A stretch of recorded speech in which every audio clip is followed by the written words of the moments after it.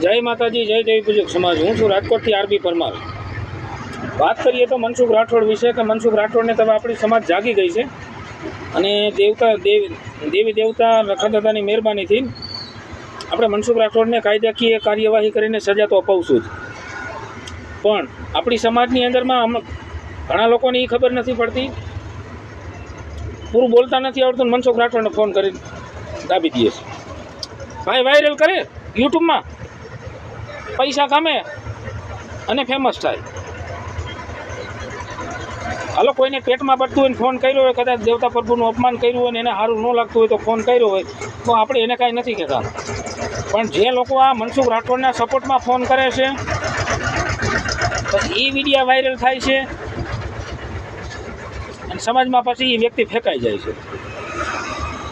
તો હું એવા ઘોર ખોદિયાને કહેવા માગું છું, ભાઈ તમારે ભગવાનને ન માનવું હોય તો ન માનો, ઘર ચાલીને શાંતિથી બેહો, કામ ધંધો કરો। હવે પછી જો કોઈ આ માયલું મનસુખ રાઠોડને સપોર્ટ કર્યો અને એ વસ્તુ બહાર નીકળી તો કાયદાકીય કાર્ય કરવામાં આવશે, ઘોર ખોદિયાઓ સજા પણ આપવામાં આવશે, માફી પણ મંગાવવામાં આવશે, કોઈને છોડવામાં નહીં આવે। દેવી પૂજક સમાજના દરેક વ્યક્તિને કહેવામાં આવે છે, કોઈને છોડવામાં નહીં આવે।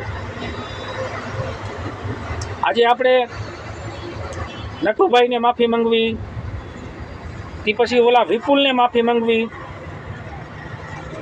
એટલે આ જોઈ લેજો કે શું હાલ થાય એમ।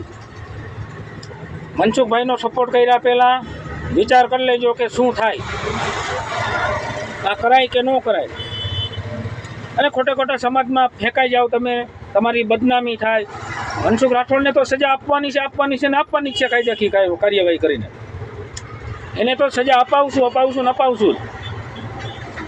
પણ તમે લોકો સમજી જજો, હવે પછી કોઈ મનસુખ રાઠોડના ખોરામાં બેસવા ગયા એટલે કાયદેસરની કાર્યવાહી થશે અને થશે। જય માતાજી, જય દેવી પૂજક સમાજ।